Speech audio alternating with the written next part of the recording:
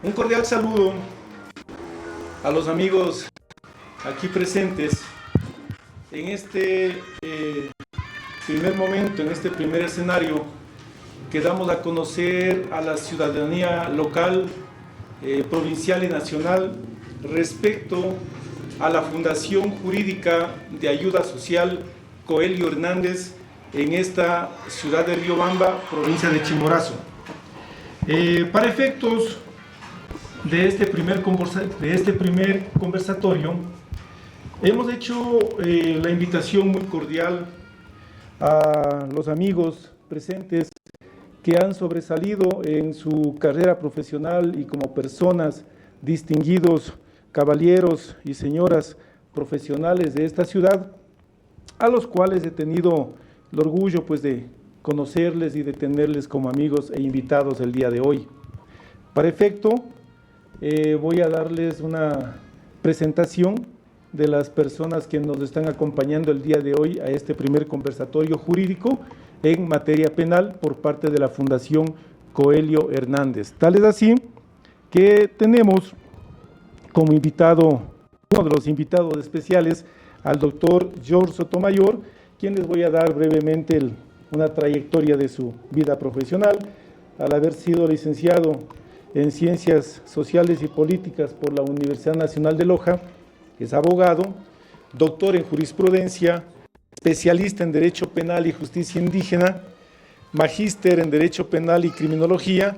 También tiene pues a su cargo 2 diplomados de Educación Superior. También tiene haber recibido el cargo de director de Consejo Provincial de Tránsito de Zamora Chinchipe por 2 periodos. Fue abogado del Batallón de Selva 62 Zamora, abogado de empresas mineras en Zamora Chinchipe. Se destacó también como abogado del Sindicato de Choferes de Zamora Chinchipe. Es profesor universitario en la Uniandes ya por un lapso de 14 años y es fiscal en la provincia de Chimborazo desde octubre del año 2008 a la presente fecha.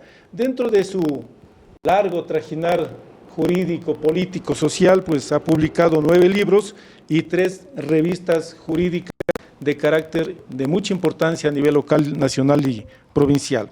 De igual manera, pues tenemos la presencia de la doctora Jimenita Rodríguez Argüello, quien es abogada de los tribunales del Ecuador y también es especialista en Derecho Laboral y abogada en libre ejercicio profesional. De igual manera nos acompaña el doctor Carlos Cabrera, quien es abogado, doctor en jurisprudencia y abogado de los tribunales de la República.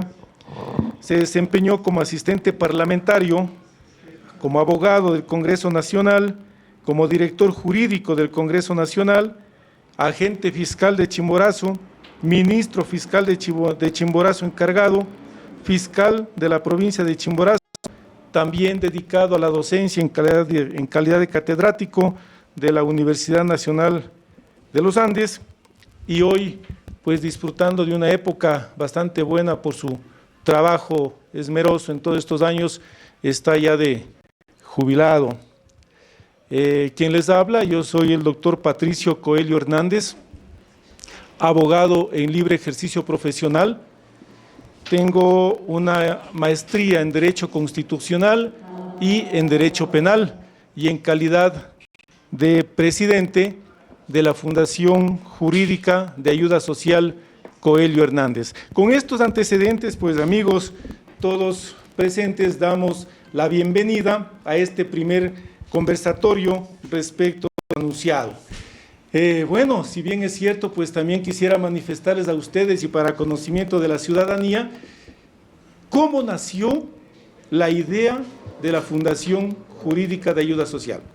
Les comento brevemente que esta fundación nace de una idea personal y familiar en los cuales ante tanta situación que se conoce en el ambiente jurídico, pensamos y llegamos a establecer que como una retribución a la ciudad, a las personas que nos conocen y al lugar donde nos vio nacer, decidimos crear esta fundación con el sentido de ayudar a todas estas personas que se encuentran dentro de los grupos de atención prioritaria y tienen vulnerabilidad social y económica, debidamente justificada. De tal forma que, analizando todas estas situaciones, decidimos pues poner a disposición de la ciudadanía este trabajo de manera gratuita. La fundación es sin fines de lucro, no recibimos ningún tipo de beneficio económico del sector público o privado, sino más bien es un esfuerzo de la familia y a nivel personal. Donde más actuamos es en el derecho familiar y delitos sexuales, por el incremento que se ha tenido en estos últimos 5 años ante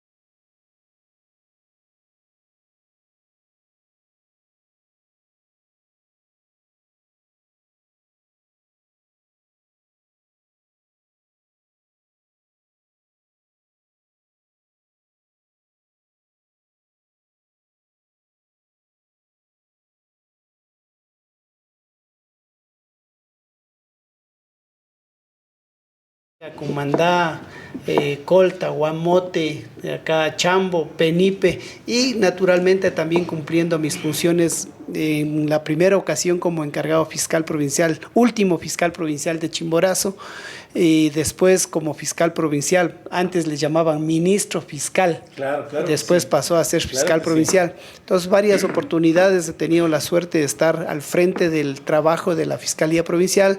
Tuve la suerte de dar la bienvenida a George cuando fue ganador de un concurso de méritos y oposición e ingresó a Chimborazo a prestar sus servicios. Un excelente profesional, pues lo sigue cumpliendo y espero que muy pronto me siga los pasos. En consecuencia, yo felicito a la fundación por el trabajo y por haber encaminado, haber direccionado, sobre todo a un tema muy delicado, los delitos sexuales en la provincia de Chimborazo, que no es solamente en la provincia de Chimborazo o Cantón Riobamba, es a nivel nacional. A nivel nacional, sí es. Se ha incrementado. ¿Y por qué se ha incrementado? Es naturalmente, primero por la desocupación, esa lacra social que se ve a diario en nuestro territorio. No hay trabajo, no hay a dónde emplear, la precaria educación que tenemos a nivel de niveles primarios, secundarios, y ahora para poder ser universitario tienen que cumplir un sinnúmero de requisitos con cupos limitados que da mucho que desear y que efectivamente ojalá mañana más tarde, cualquiera que sea el gobierno que venga, lo primero, sugerencia como exfuncionario de la Fiscalía, reformar o cambiar la Constitución y luego el Código Orgánico Integral Penal, que es una alegoría a la impunidad, porque es un beneficio directo solo para quienes pueden ser los autores materiales intelectuales de un delito que se está investigando. Es en base a eso lo que realmente yo aplaudo y felicito a la Fundación de que encaminen, orienten y busquen justicia para aquellas personas que son las víctimas o el sujeto pasivo de un delito tan delicado como es el delito sexual. Por lo tanto, aquí estamos para colaborar, para contribuir y de ser necesario, pues arrimar el hombro en todo cuanto fuere necesario para bienestar, no solamente del Cantón Riobamba, sino de la provincia y del país entero. Qué chévere, Carlitos, qué chévere escuchar ese discurso, pues es bastante bueno y con la realidad. Sí. Doctora Jimenita, cuéntenos un poquito, a ver, ¿cómo se siente? Yo muy bien, un saludo fraterno a todas las personas que nos acompañan en Facebook, mi agradecimiento a ustedes que les robamos un poquito del tiempo que se debía compartir en familia por ser día feriado. Doctor Carlitos, doctor George, doctor Patricio. Para mí es un gusto, es un placer ser parte de la Fundación Jurídica Coello Hernández, una fundación que fue creada sin fines de lucro, buscando ayudar justamente a las víctimas de violencia, a las víctimas de delitos sexuales. Valga la oportunidad, soy la portavoz de muchas organizaciones sociales, de grupos de mujeres, que entre mujeres nos respaldamos, nos ayudamos para que se haga justicia. Entonces, tenemos la oportunidad de ayudar. Somos una familia de abogados con una convicción únicamente de servir a las personas en real necesidad, ¿no? Que no tienen un presupuesto económico. Como bien lo manifestó el representante legal de la fundación, no tenemos nosotros una ayuda del gobierno, ni del Consejo de la Judicatura, ni de empresa privada, en lo que se refiere a un presupuesto económico. Entonces lo hacemos por convicción, somos profesionales del derecho que aún creemos en la justicia, que aún creemos que existen funcionarios judiciales, funcionarios fiscales, que en realidad administran y ejercen justicia como debe hacerlo, sin perder la objetividad, y estamos unidos aquí. Es una gran satisfacción.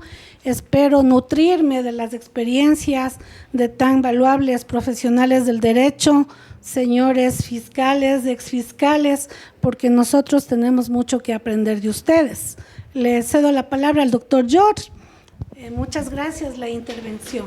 Gracias, doctora Jimenita. Doctor George Sotomayor, gracias por estar presente. Cuéntenos. Bien, en primer lugar, un agradecimiento formal a los directivos de la Fundación Jurídica de Ayuda Social Coello Hernández.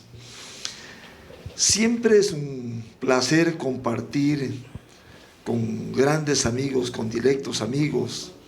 Tengo el honor y la satisfacción de vivir en esta provincia ya, faltando 2 meses para 16 años. Provincia que me abrió los brazos, y precisamente Carlitos Cabrera, quien está aquí presente, yo siempre lo he dicho, fue quien me dio el saludo de bienvenida a esta provincia y fundamentalmente a la Fiscalía Provincial de Chimborazo, en donde he tenido la oportunidad, igual que Carlos, de estar en algunas unidades y estar también en algunos cantones. Porque cuando uno entra a una entidad estatal, prácticamente tiene que respetar los mandatos institucionales. Yo estuve en Aymenchunchi, en Colta y Guamote, encargado alrededor de 6 meses presencial, luego alrededor de unos 8 meses más encargado de Colta, en Fedoti 8 años, en Administración Pública alrededor de 3, en Tránsito. Últimamente estuve en el Cantón Guano 2 años, 8 meses, y nuevamente estoy en la ciudad de Riobamba, en una de las herencias que me dejó Carlitos, en la Fiscalía de Soluciones Rápidas 1. Durante este trayecto como fiscal y fiscal multicompetente en algunos cantones, tenemos precisamente la oportunidad de conocer cantidad de actos delincuenciales o delitos en todas las áreas.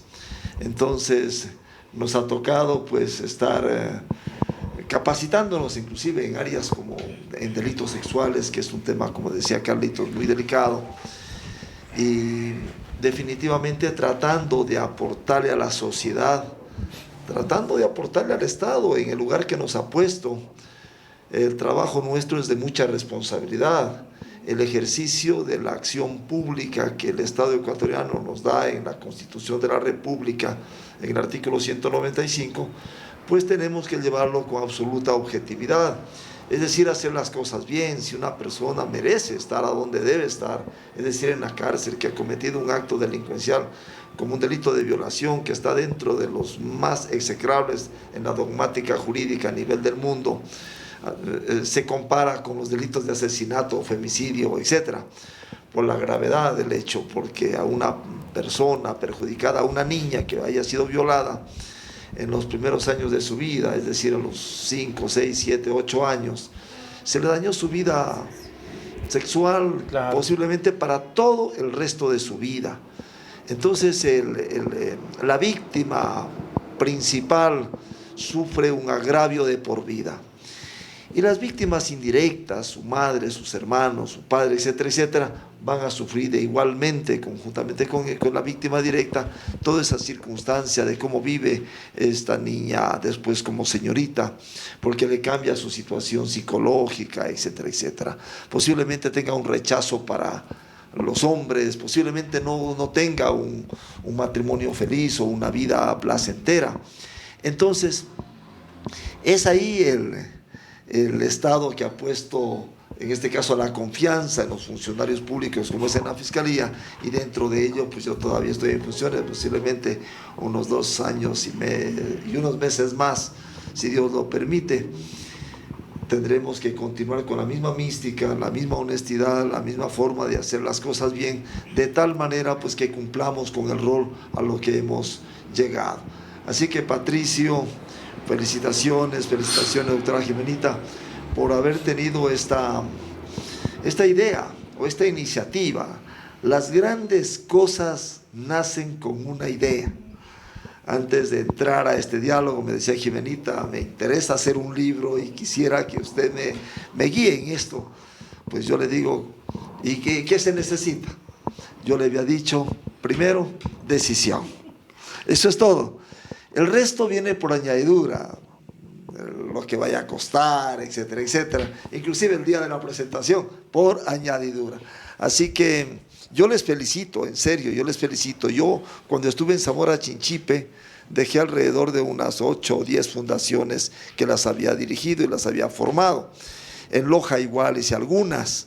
Fui parte de algunas fundaciones. Hoy en día estoy dedicado a la docencia y a la fiscalía.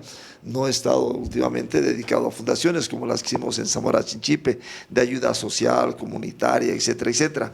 Pero es una labor titánica. Pero queda la satisfacción.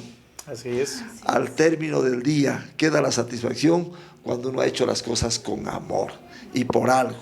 Entonces, van a haber días complejos, de pronto días difíciles, de pronto momentos en los que a veces uno dice me quedé solo o estoy desamparado del Estado. Mentira. Ahí es cuando sale el titán. Ahí es cuando sale la persona avante mientras haya ese tipo de vicisitudes.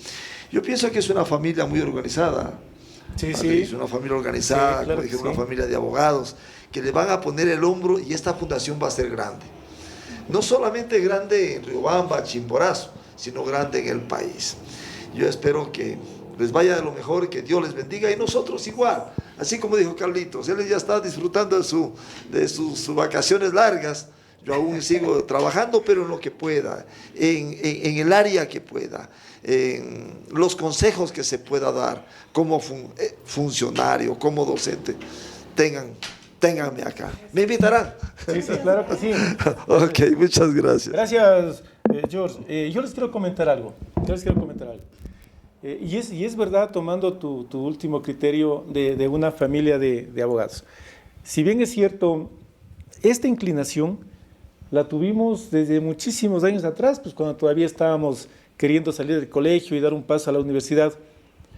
Para ese entonces, mi madre, que se llama Carmita Hernández, mi madre siempre tuvo la inclinación a la superación de sus hijos y en especial a esta bonita profesión que es la abogacía.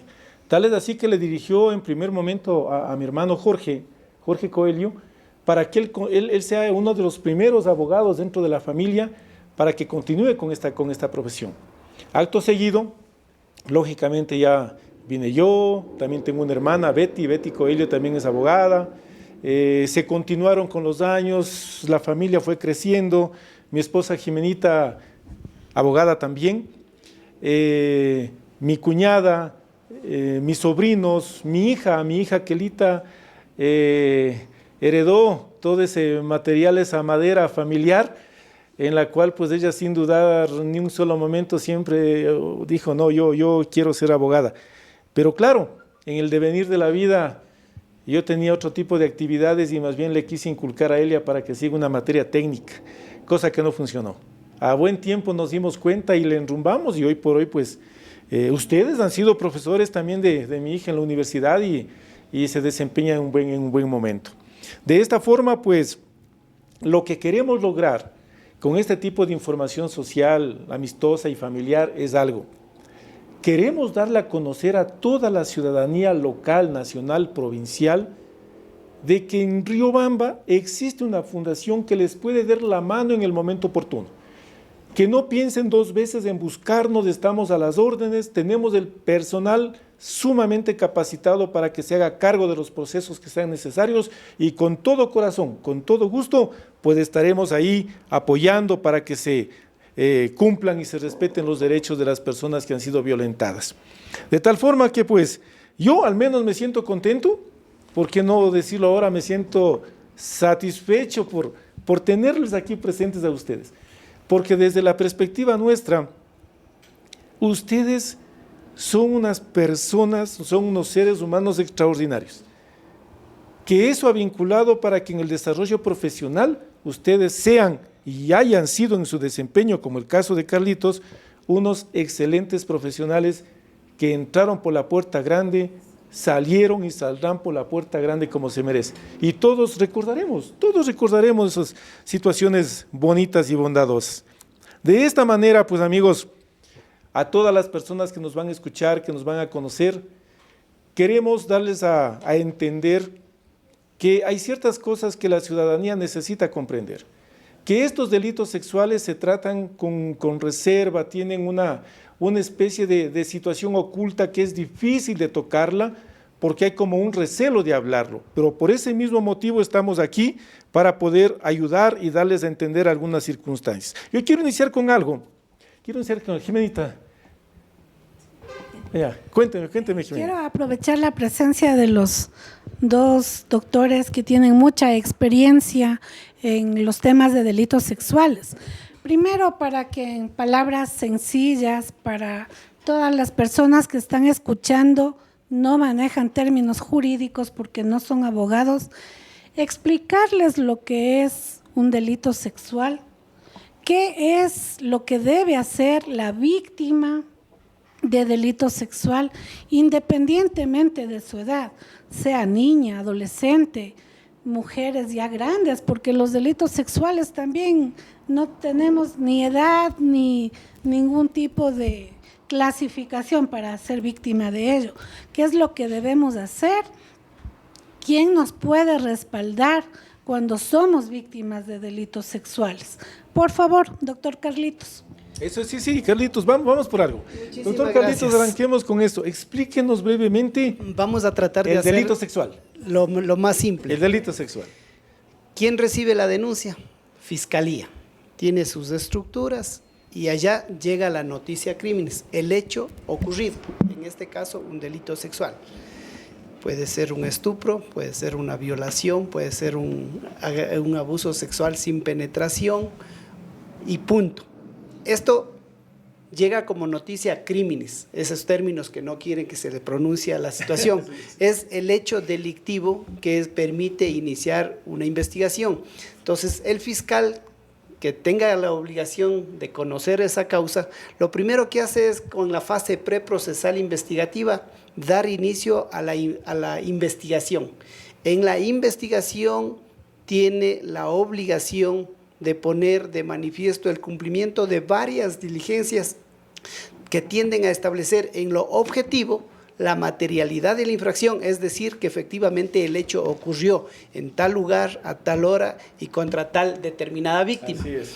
Entonces, la materialidad de la infracción por un lado, y lo otro, establecer versiones. Para de las versiones nace en el aspecto subjetivo la responsabilidad penal que se le puede atribuir a la persona que cometió el delito o se puso al margen de las disposiciones legales tipificadas como delito, porque la conducta penalmente relevante es el delito que se encuentra tipificado y sancionado en el Código Orgánico Integral Penal.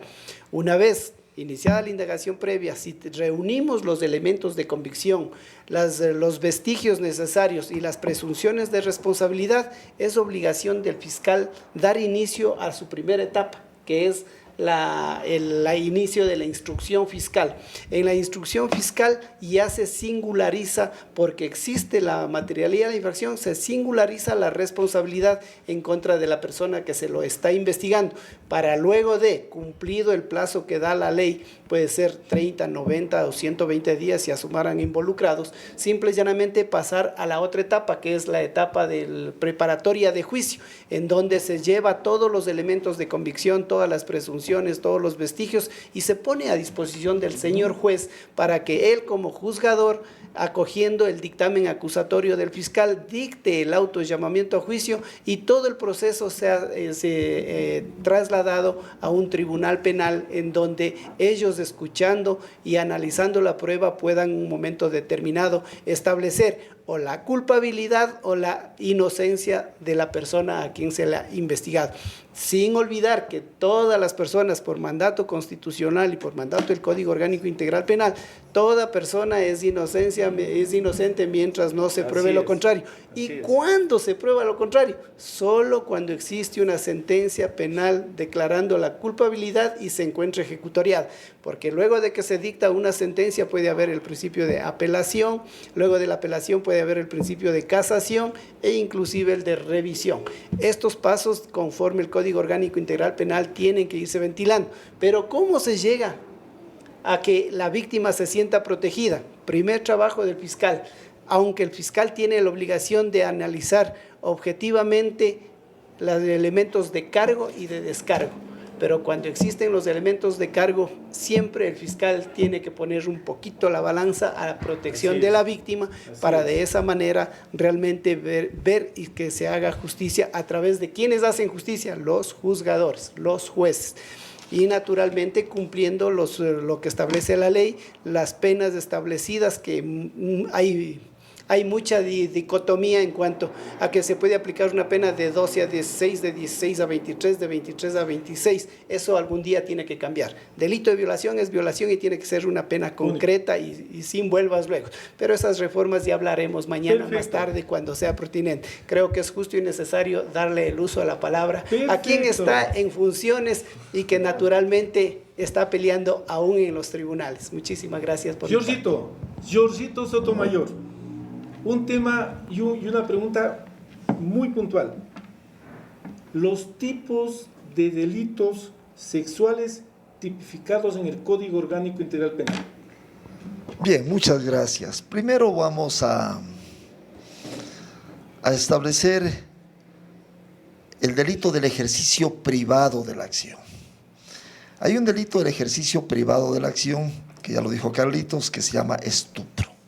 ¿Qué es estupro? Tener un acto sexual con una persona menor de 18 y mayor de 14 años, utilizando para ello la seducción o el engaño. Entonces, este tipo de delito del ejercicio privado de la acción puede llegarse a acuerdo entre las partes. En el ex Código Penal había el componedor, inclusive la persona que podía ayudar a ese arreglo, el que ayudaba a arreglar. Bueno, eso, si lo quieren, lo denuncian. Nosotros llegan esas denuncias casi todos los días, pero cuando se establece de que realmente la adolescente tuvo relaciones sexuales de carácter voluntaria porque le ofreció matrimonio, etcétera, etcétera, es estupro. Fiscalía se inhibe de conocer ese caso y pasaría para que activen una querella, que se llama una acusación particular privada. Eso es lo que hablamos del estupro como tal, para que quede claro. Pero hay un delito que se llama acoso sexual, que lamentablemente se está inmiscuido en muchas instituciones, por parte de jefes, directores,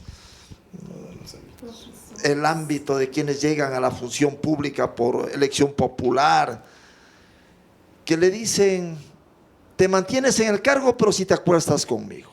Es decir, pedir, como un verbo rector, pedir favores sexuales.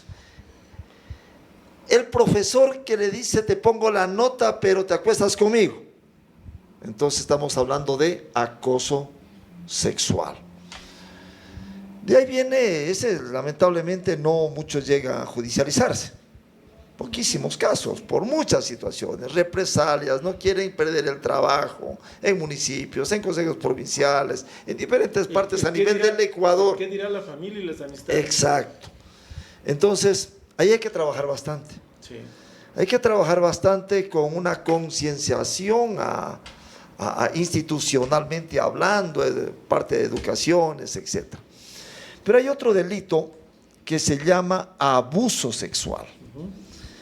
El abuso sexual es es ejecutar una actividad de carácter sexual, pero que no haya penetración a la víctima por parte de, sea un objeto, un dedo o el miembro viril.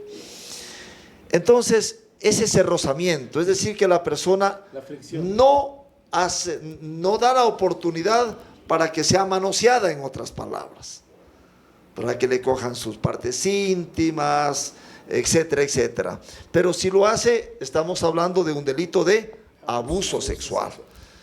Un beso a la fuerza es un abuso sexual, considerados los labios como también están dentro de la parte sexual de la persona.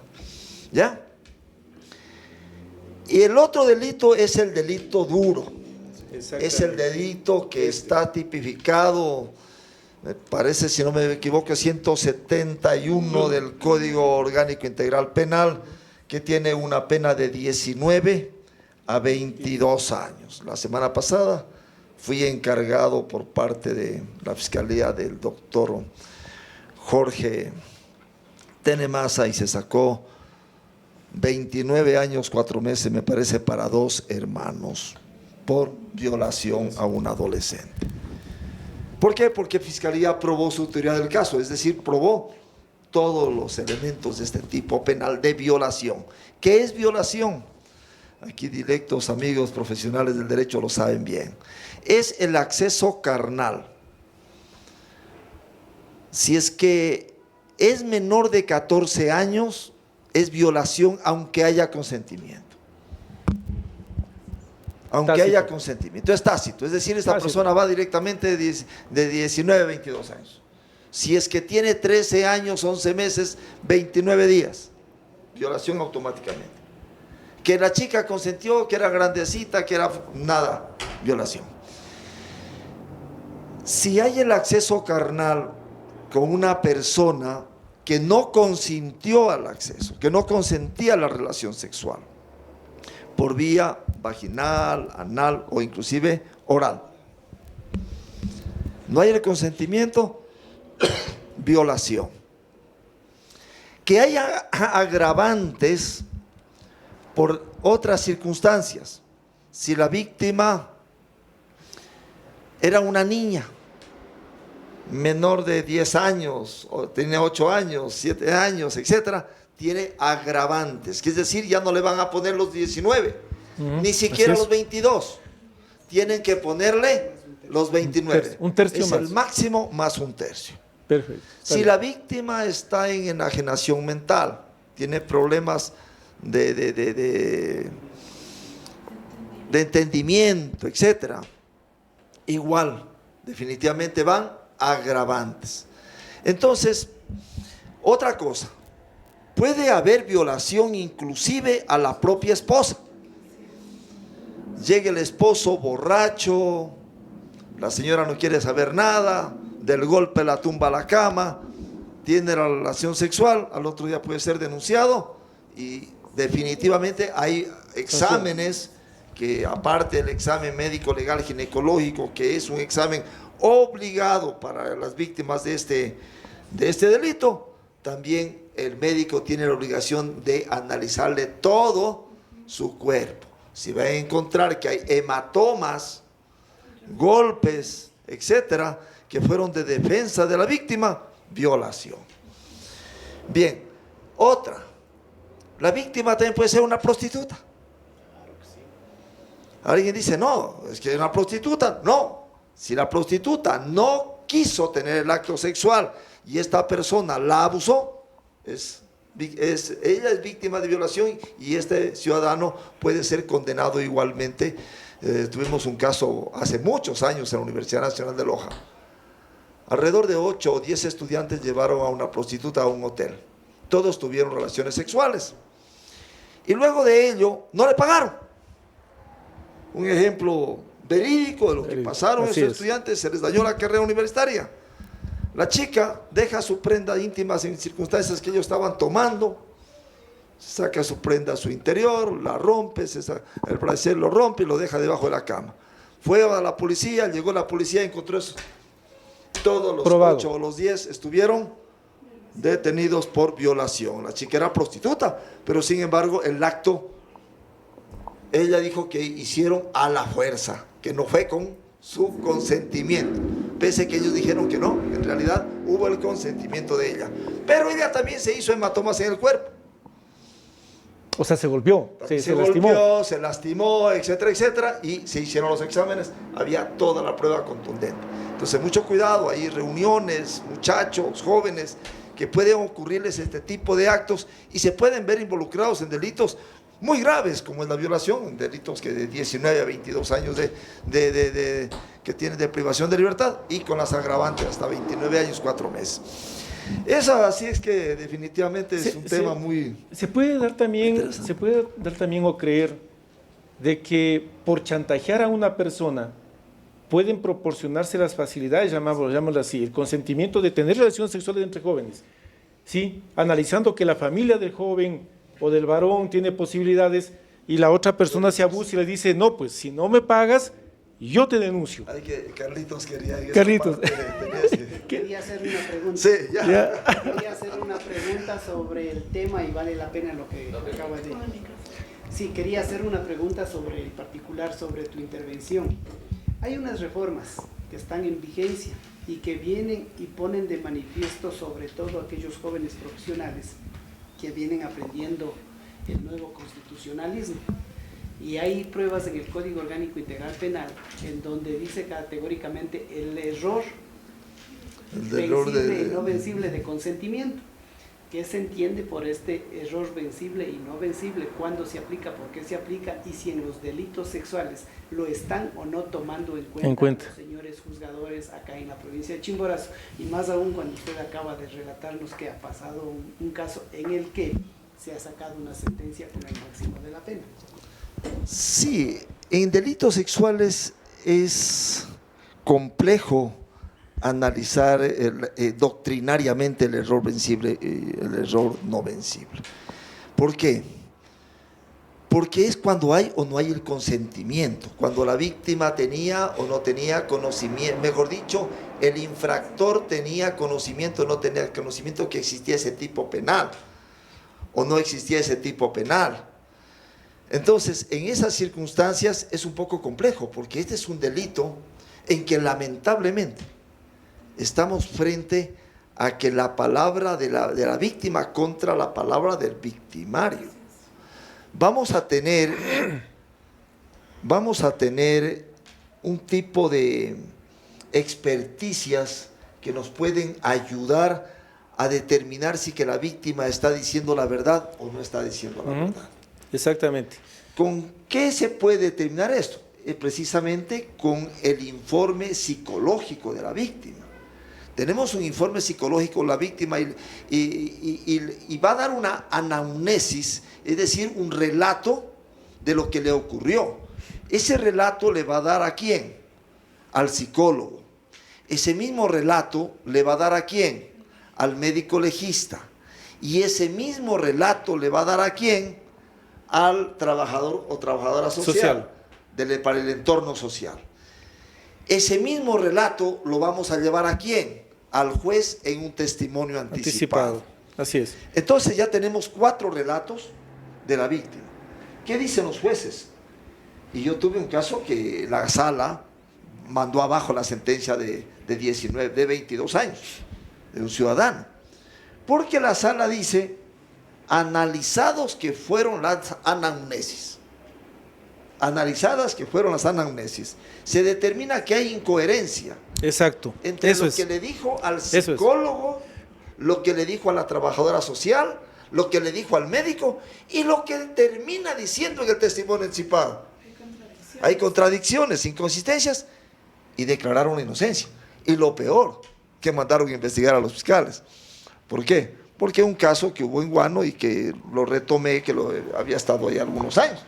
Ya. Entonces se lo retomó y definitivamente se salió la sentencia, pero tampoco era culpa de fiscalía que lo encontré un caso que lamentablemente había estado ahí. Lo activó, y lo activé. Y el tribunal le dieron 22 años, pero la sala dice que encuentra las inconsistencias. Entonces, en las defensas, para no irnos al error vencible, y esto que es muy técnico, ya pues en la apreciación y ver el tipo penal, es más bien por este otro caso de las experticias y los relatos de la víctima. Ahora, es importante también porque ahora han salido lo que le llaman la metapericia, es decir, hacerle una pericia sobre la pericia. Pero la pericia sobre la pericia no es que le va a valorar de nuevo a la víctima o a la presunta víctima, sino al informe. Si el informe tiene inconsistencias, cumple con los presupuestos, cumple con los parámetros, cumple con los ítems de los ratios que tiene para ese informe, etcétera, etcétera. Y entonces, hay otra experticia, que también la pueden utilizar, que es los rasgos de personalidad. Exacto, a eso iba yo. A eso. Ese es un tema sumamente importante de tocarlo. Que es una experticia que tú lo sabes muy bien, y ustedes lo saben, que se le hace al presunto infractor, para que este presunto infractor le diga, lógicamente, a un psicólogo, a un verdadero psicólogo, es decir, un verdadero imparcial, un psicólogo imparcial, para que pueda determinar si es que esta persona tiene su personalidad es idónea o tiene problemas de la personalidad. Comportamiento. Es bipolar el comportamiento. Y él va a determinar en sus conclusiones que puede ser es peligroso porque tiene sintomatologías patológicas de algún síndrome tal que los psicólogos lo conocen. Entonces también puede ayudar, que le puede ayudar al procesado, o también no le puede ayudar, porque si de pronto le sale todo lo contrario, va a decir, este es patológico. Se confirma. Se confirma. Claro que sí. Una experticia que les cuento a ustedes, que en alguna ocasión me delegaron, como siempre nos delegan a hacer ciertas actividades. En alguna fiscalía habían ordenado realizarle una experticia de erección en este caso. ¿Pero complicado o no? Sí, una experticia de erección interesante. en este caso al infractor, al presunto infractor. ¿Ya? Porque la teoría en este caso del denunciado, del acusado, etcétera, o del procesado, era que era impotente. En la época de la doctora María Alexandra Semper, me tocó asistir a esa experticia delegado.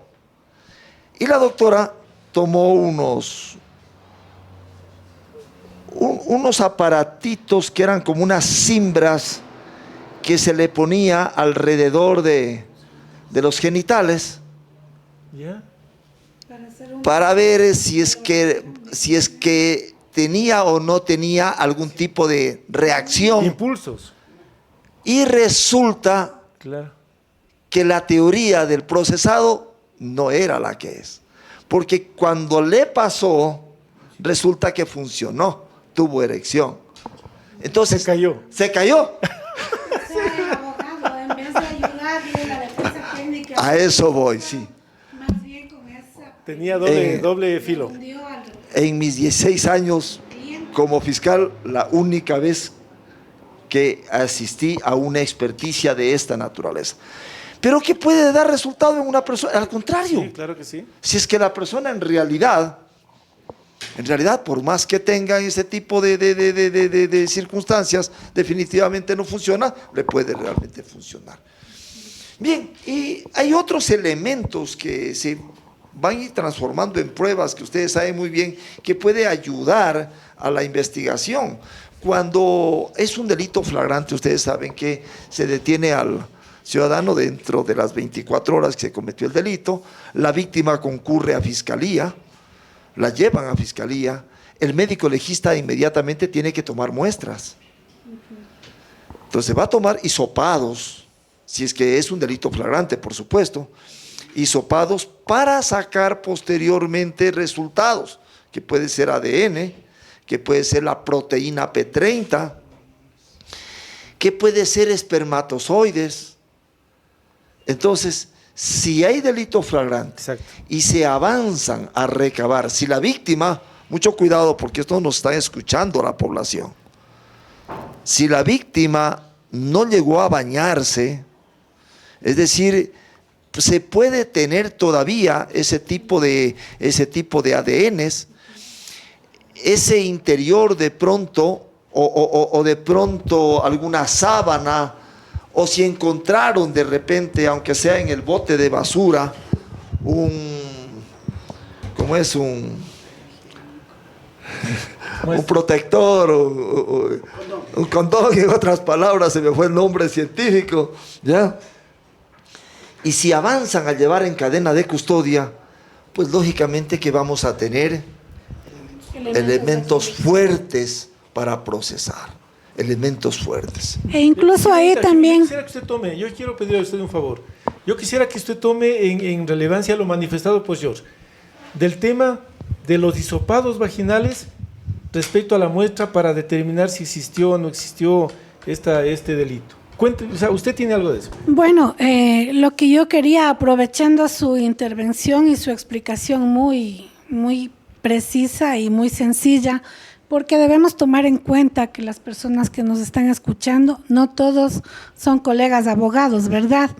Entonces, usted fue muy claro en decir que debe haber concordancia entre la denuncia de la víctima, la versión de la víctima con el testimonio anticipado, porque como es un delito que se lo realiza intramuros, entonces es la palabra de la víctima contra la palabra del investigado o del procesado. Según su criterio jurídico, doctor George y doctor Carlitos, ¿qué sucede si no hay concordancia en estas pericias? Por ejemplo, en el examen psicológico, en sus conclusiones, recomendaciones, si es que en el entorno social la narración de los hechos de la supuesta víctima no coinciden con la versión, denuncia, testimonio anticipado, pero sin embargo usted fue muy claro, ¿no? Y obviamente uno como abogado de las víctimas se inclina también a creerles lo que ellos nos están indicando, ¿verdad? Entonces, los señores de la Corte, los señores administradores de justicia, medio delicado el valorar, porque ellos tienen que analizar de una forma objetiva, imparcial, ya que los derechos constitucionales tiene la víctima y de igual manera también el procesado, ¿verdad? Y a veces por errores de buena fe, digámoslo así, bajo mi criterio también se aplica mal la ley, no en un gran porcentaje, en un mínimo porcentaje. Entonces, como ustedes como agentes fiscales, los abogados en la defensa de los derechos de la víctima y del procesado, ¿cómo asegurarnos que el procesado en el momento de un juicio tenga un debido proceso, una debida sentencia? ¿Cómo demostrar la inocencia si es la palabra de él contra lo que manifestó usted, doctor George? Hay algunas circunstancias. Primero, puede variar, para mi concepto, de pronto el primer relato que puede dar una víctima luego de haber sido violentada. De pronto le dieron de tomar. y en circunstancias que estaba ebria, la accedieron 1, 2, 3 o hasta 4. Así hemos tenido muchos casos de esos. La chica llega a hacerse el examen médico legal ginecológico y ya le dice una anamnesis al médico. Concreto. Puede que en esa entrevista no dejó todos los detalles, porque estaba posiblemente con sustancias estupefacientes, le dieron escopolamina, o le dieron de beber algo, estuvo muy tomada, pero algo dice, y el médico va a tener que hacer una valoración, como decía, completa para determinar algunas circunstancias que van a haber en sus regiones genitales, sea vagina, sea ano, etcétera, etcétera. Pero luego viene posterior, le hacen el reconocimiento, el entorno social, que puede ser a los días. Ahí ya está con una claridad mucho más amplia, posiblemente más tranquila. Por eso que ni siquiera los psicólogos culminan la valoración en una sola entrevista. Ellos dicen que es flagrancia y que la tiene que esperar. Nosotros a veces hemos pedido que ya concluyan por el asunto de que en delitos sexuales hay muchos arreglos, y a veces es del padre a la hija, sí, o de tío a la sobrina, menores, y luego ya viene toda la familia contra esa víctima.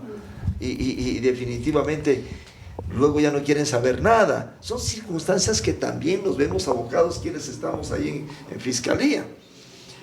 Pero luego de ese anamnesis que le da al trabajador social, no puede fiscalía tomarle una versión a la víctima, porque si le toma una versión a la víctima, la vamos a revictimizar. Entonces vamos a pedirle un testimonio anticipado ante un juzgador. ¿Para qué? Para que la víctima ya no esté presente en la audiencia y no se enfrente con el agresor. Entonces, esa anamnesis que le da el trabajador social ya tiene que tener relación con lo que da en el testimonio anticipado. Total. Porque ya fue posterior, ya la víctima esté mejores, puede recordar con más detalle las circunstancias. Pero si nos dice una que yo le decía al inicio del agravio, que puede ser de inmediato, luego dice otra al médico, otra al trabajo social, otra no puede, el policía judicial no puede tomarle la versión a la víctima, porque la va a revictimizar. En delitos sexuales no, ya vamos directamente al testimonio anticipado. Es decir, para no revictimizarla. Entonces, si vemos también nosotros como fiscales todas estas circunstancias, ¿qué debemos aplicar? El principio de objetividad. Si es que vemos que hay una cantidad de cosas así. Pero si difieren unas pequeñas palabras, claro, es algo no muy... que no se acuerda. Yo he tenido casos que la víctima no se acuerda si fue por vía vaginal o por vía anal. Esa es otra. No se acuerda el día y la hora. Y a veces los jueces son tan extremos también. La víctima de 6 años quieren que le diga lugar, día y hora exacto. ¿Cómo vestía? Exacto. Con si detalle. una víctima es de menor de edad y dice que fue en este año, pero fue al inicio del año, pero no me acuerdo el día, dice fue en la noche, pero no me acuerdo la hora, y los jueces pueden tomar también esas circunstancias para mandar abajo el caso. Entonces hay algunas apreciaciones, circunstancias, ahí el juez debe valorar la prueba, lo que se llama la prueba indiciaria. Perdón, yo, antes que se me vaya la idea, solamente es esto, para todos ustedes. La pregunta o el criterio sería hasta para los que nos escuchan, porque hay muchísima gente interesada en esta situación. ¿Cómo van? Si nosotros ya juntamos todos esos elementos de convicción y llegamos hasta un testimonio anticipado que lo realizó la víctima, ¿verdad? Sin tomar en cuenta los peritajes técnicos, científicos realizados, como son las diferentes pruebas de los fluidos orgánicos de la una parte y de la otra parte, tan solo con el testimonio anticipado y las pruebas recolectadas, como su denuncia, como su valoración psicológica, como su versión, los juzgadores están en la capacidad de condenar a una persona, así esté o sea contradictorio los exámenes o los peritajes técnicos científicos contradictorios al testimonio anticipado. ¿Qué quiero decir? Que no le probaron que el victimario Es el responsable. es el responsable. Ese, para los que nos escuchan, eso es un punto muy, muy fundamental. Sí, el trabajo del juzgador es... Ellos deben aplicar uno de los principios doctrinarios, que se llama el principio de razonabilidad. Y deben ver la prueba en su conjunto, de tal manera que, igual lo que nos dice el Código Orgánico Integral Penal, que los jueces deben valorar la prueba de tal manera que llegue al convencimiento total, así es. total. Pero ya en delitos sexuales vamos a ir a audiencia de tribunal. Pues si hay un llamado de juicio, hay audiencia de tribunal. Cuando hablamos de tribunal, hablamos de 3 pensadores del derecho que analizaron en la audiencia. Deben tener el convencimiento para llegar a sentenciar a una persona. Yo he escuchado, no estoy en la unidad de género, fui el otro día a esta audiencia que fui encargado, pero he escuchado en muchas de las veces que dicen que no hay prueba, dicen solamente con testimonio anticipado y la valoración psicológica ya sentenciaron. Pero si uno no está en la audiencia, ¿no es cierto? Cada audiencia tiene sus particularidades y todo lo que son diferentes. Son diferentes. ¿Qué apreciaron? ¿Qué vieron? Yo decía que eso de la anamnesis es fundamental porque es el relato que da la víctima de primera mano. Y esas pruebas circunstanciales o la prueba indiciaria que también funciona. ¿Cómo la vio a la madre, a la hija, cómo llegó? ¿Qué le dijo? Ese relato de la madre también es fundamental cuando la víctima es menor de edad. Claro que sí. ¿Cómo la vio? ¿Cómo llegó? ¿Cómo estuvo su ropa? Etcétera.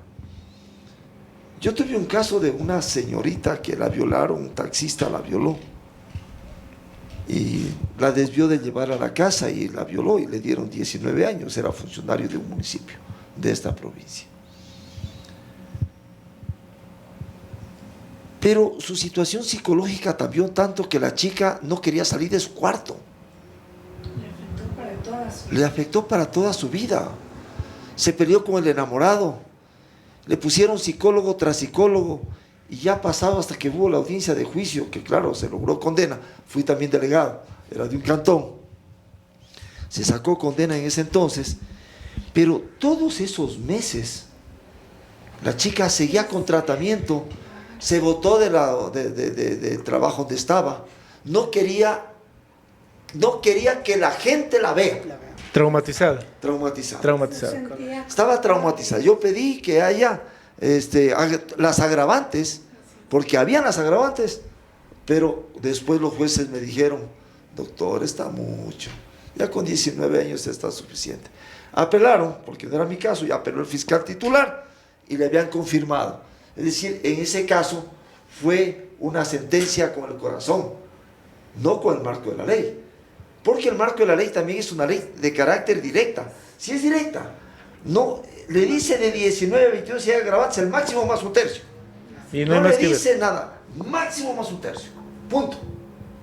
Y debió haber ahí, en ese caso, adecuado el máximo más el tercio. Porque la chica quedó prácticamente traumatizada. Ahora, eso también hay que analizar.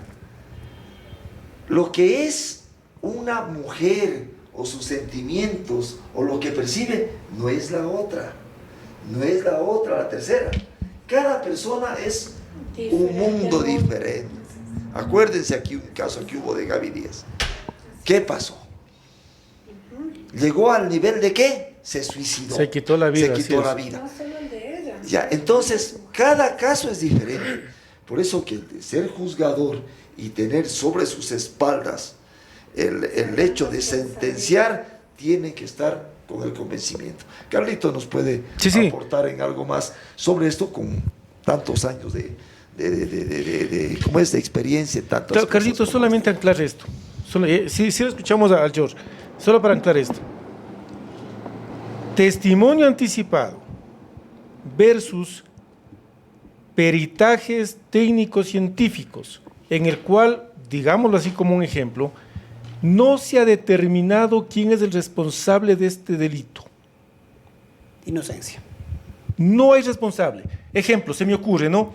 Decimos que en las muestras biológicas tomadas, obtenidas de la extracción de sangre del supuesto agresor, se analiza y dice, no coincide el ADN y tampoco hay, por decirle el nombre, muestras o restos de espermatozoides en los hisopados.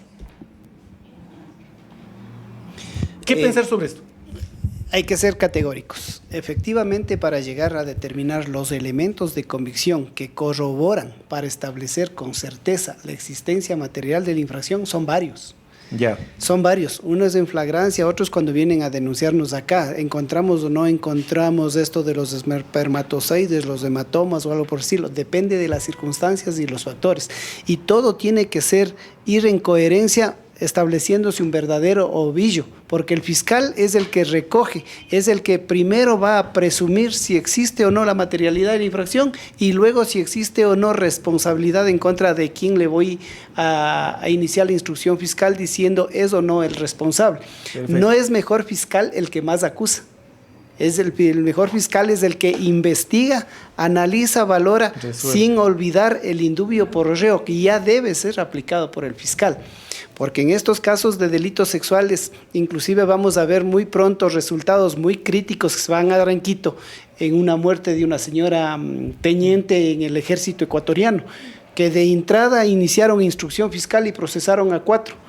Dijeron que existe violación, le hacen las pruebas científicas y resulta que ninguno de los resultados encontrados les pertenece a los 4 procesados.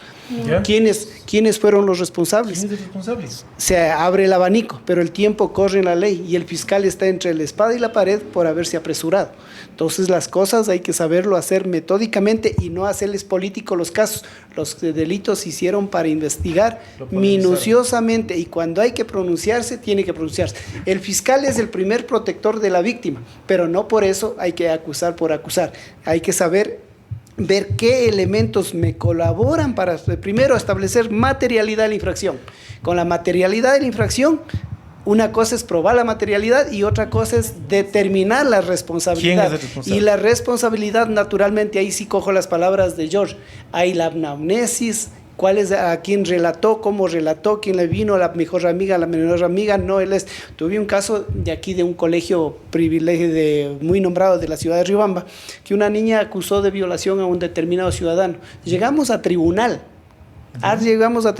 ahí no había el testimonio anticipado. Y ya cuando llegó al tribunal, al ciudadano le detuvieron a los 14 años, 11 meses, a vísperas de la prescripción de la acción. Le detuvieron. Cuando vamos a la audiencia, oh sorpresa, dice, cambia el testimonio. Dice, no, yo mentí, el nombre de él es porque es el único que se me ocurrió. Y yo tuve relaciones con mi enamorado, que ahora es mi marido. Tuve que abstenerme en plena audiencia de tribunal. Solo hay que analizar. Hay que analizar y hay que tener realmente la conciencia muy lúcida y sobre todo actuar con transparencia. Simple, llanamente, hay que actuar cuando hay que actuar, hay que perseguir cuando hay que perseguir y hay que dar la razón a quien lo tiene. Carlitos, solamente el tema de la señora oficial que lamentablemente pasó esto, militar. Si como se entiende y se dice que no se encontró muestras de los supuestos agresores. Es para el acoso de violación. De violación. Ellos le iniciaron por femicidio. ¿Serán o no responsables de la muerte? ¿Quiénes fueron los responsables? Si hay otros resultados, porque ellos de pronto ya están ajenos a la particularidad. Ahora el tiempo es apremiante porque tienen solo 90 días. Si vinculan a otros tendrán hasta 120 días. Pero llegar a descubrir los que están haciendo la defensa de los 4 primeros procesados que creyeron que ellos son y ellos son, con esto tienen un arma para realmente dar una vuelta y vamos a ver quiénes serán los resultados ahora, mañana desde mi más punto tarde. de vista, o tal vez ustedes coinciden o no en esto, ¿qué se debió haber investigado? Para mi criterio, la muerte. Primero La muerte, el homicidio. es el homicidio. Y posterior a esto, saber si se dio o no se dio. Lo otro funciona solo como un agravante, Exacto. pero naturalmente la Fue al publicidad lo manejaron de tal o cual manera y ahora la responsabilidad que podía haber incurrido al homicidio o femicidio, como lo quieran llamar, pues le dieron una arma de doble filo para que se defiendan quienes podrían haber sido los responsables, porque asoman terceras personas que tuvieron acceso, ese acceso carnal, vaginal o sexual, lo tuvo antes o después de empezar su estado de ebriedad, de su fiesta o algo por el estilo, No porque sabe. esos vestigios quedan 72, 76 horas en el y luego desaparece, pero ella estuvo en un grupo de amigos, no sé con quiénes estuvo. Claro. Entonces, no hay cómo lanzarse a la ligera y hacer peor publicidad. Por algo hay el principio de reserva, el derecho a la reserva. Pero los medios de comunicación salieron a la luz del y hoy por hoy los juzgadores y quien inició la instrucción fiscal deben estar pensando muy seriamente, porque está en juego la carrera de 4 profesionales, luego creo que vincularon a más, está por ende la justicia, de que se haga justicia por esa muerte, porque esa muerte ¿a qué obedeció? La necropsia dijo categóricamente que es asfixia provocada, no es asfixia por regurgitamiento o algo por decirlo, es una asfixia provocada, o sea, alguien intervino, hubo acción punible y esa acción punible tienen que descubrir quién fueron los 4 que están procesados o no fueron, y ellos van a decir, no, si hay otros, ahí están las pruebas. Averigüe, Dios averigüe, perdón.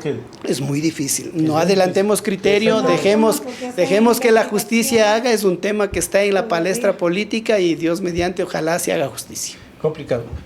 Jimenita, respecto a los delitos penales en materia laboral, o sea, ¿cómo se da el acoso laboral? Directamente el acoso. Claro, acoso laboral. En lo laboral, bueno, como ya manifestó el doctor George, se da en todos los ámbitos ahora, lamentablemente, ¿no? Que en las empresas, instituciones privadas, instituciones públicas, que lamentablemente y con el debido respeto, gracias a Dios, no son todos los hombres, ojo, hay caballeros en toda la extensión de la palabra que saben respetar a las mujeres, porque las mujeres merecemos respeto, consideración, ser bien tratadas. Como yo siempre digo, aunque a veces me acusan que soy muy defensora de las mujeres, que soy feminista, pero yo digo, todos venimos de la barriga ¿de quién? De una mujer. En el caso de los caballeros tienen esposas, hijas, hermanas, familia, las madres mismo. Entonces debemos cuidar y precautelar a ese ser tan lindo, ¿no? Que somos a su vez ternura, amor, pero también somos fortaleza. Entonces, en este último siglo, por la necesidad económica, por el desarrollo que se va dando de las mujeres, también pues ya estamos colaborando en el tema económico, salimos a trabajar y ahí muchas veces somos víctimas de acoso sexual. El acoso sexual, ¿quién lo perpetra?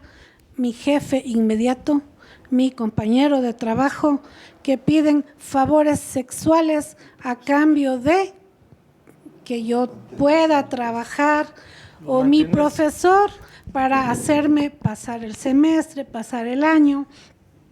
De hecho, en el 2023, ustedes recordarán que hubo muchos plantones en las instituciones educativas, aquí en Chimborazo.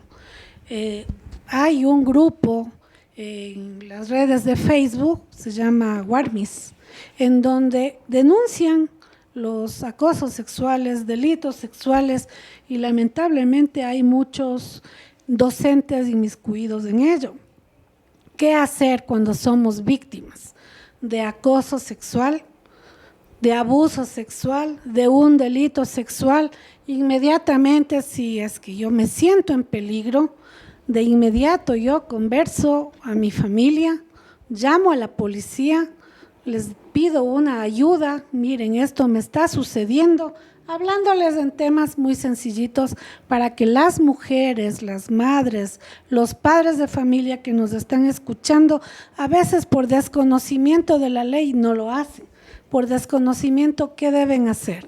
Entonces llamamos al 911, llegan los servidores policiales, realizan su parte policial.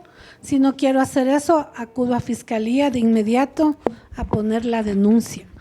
Muchas veces no lo hacen por vergüenza, porque creen que siendo víctimas más bien son culpables, por el miedo a ser criticadas y juzgadas por la misma familia, por las represalias que voy a tener, que si yo le denuncio a mi profesor voy a perder el semestre, el año, voy a tener que salir de su universidad. Si le denuncio a mi jefe, me voy a quedar sin trabajo, me quedo sin un ingreso económico para solventar los gastos de mi familia. Entonces, el acoso sexual también es, estadísticamente no se puede cuantificar en el sentido de que hay muchos casos que simplemente no denuncian. Gracias, doctora Jimenita. Bueno, queridos amigos, hemos abordado temas fundamentales sobre delitos sexuales, mismos que están establecidos en el Código Orgánico Integral Penal, incluyendo definiciones, sanciones y el proceso judicial. Para finalizar este conversatorio, una reflexión, tal vez por cada uno de ustedes respecto al tema. Doctor Carlitos.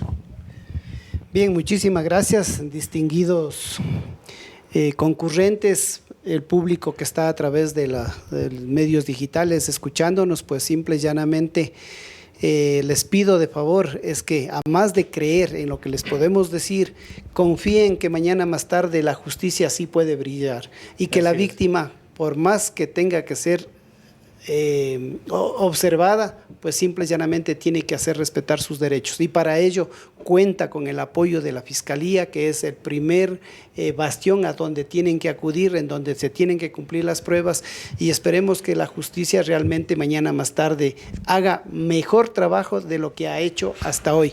Es cierto que tienen que haber reformas constitucionales, reformas al Código Orgánico Integral Penal y sobre todo derecho y protección a las damas, a las mujeres, a nuestros seres. Así es. Doctor Giorgito, una reflexión a todas las personas que nos están escuchando en este momento. Bueno, podría decir que tomemos precauciones.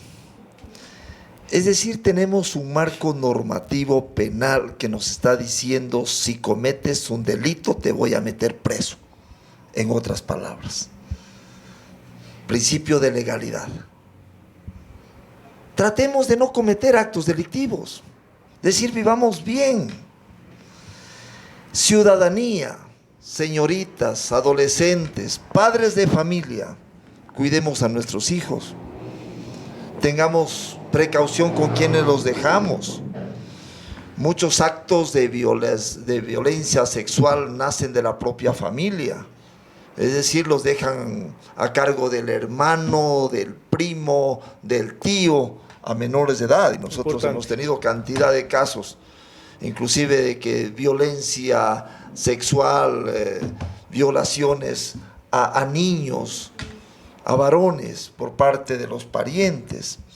Si detectamos algo que está ocurriendo, o escuchemos a los hijos.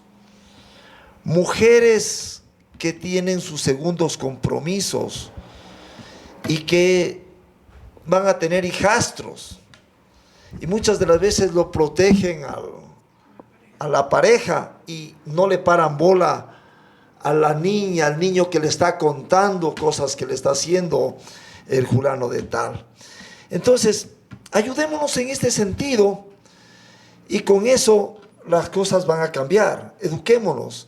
La educación definitivamente en esta área tiene que ser integral desde los primeros años de jardines de infantes para lograr mejores cambios. Y con eso esperemos, no es porque les digo esto que nosotros queremos trabajar menos en la Fiscalía, sino que lamentablemente a la Fiscalía ya le llega la noticia del delito. Y ahí tenemos que activar todo lo que tenemos que hacer para investigar el hecho. Mejor sería que lleguen los mínimos casos con la finalidad de poder de lograr una mejor sociedad, una mejor relación entre parientes, entre familiares y no llegar a los actos delictivos. Doctora Jimenita, una reflexión de su parte. Mi reflexión sería mayor comunicación con nuestros hijos, desde pequeñitos conversar con ellos, instruirles, enseñarles a cuidarse, empezando desde la familia, ¿no? Que nos tengan confianza y prevención. En las instituciones educativas yo pienso que deberían prevenir con los niños desde pequeñitos, desde los iniciales, la primaria, secundaria, y ser solidarios entre nosotros como ecuatorianos, como vecinos. Si vemos que alguien está en peligro, una mujer está en peligro, socorrerla a esa mujer, ayudarla y acudir a la fiscalía, acudir a la justicia, porque todavía en el Ecuador la justicia sí existe. Gracias. Muchas gracias a nuestros invitados, doctora Jimenita Rodríguez, doctor George Sotomayor, doctor Carlitos Cabrera, y un saludo y un agradecimiento a todas las personas que nos escuchan y también recomendarles que nos sigan y que se suscriban para más episodios como estos que nos van a ayudar a entender de mejor manera y a buscar esa protección y la seguridad que todos nuestros hijos, familias y amistades lo necesitamos. Agradecemos mucho de parte de la Fundación Coelho Hernández en esta ciudad de Riobamba y a nuestros invitados. Una buena noche, muchas gracias y hasta la próxima. Muy buenas noches. Muchas gracias. Bien, gracias.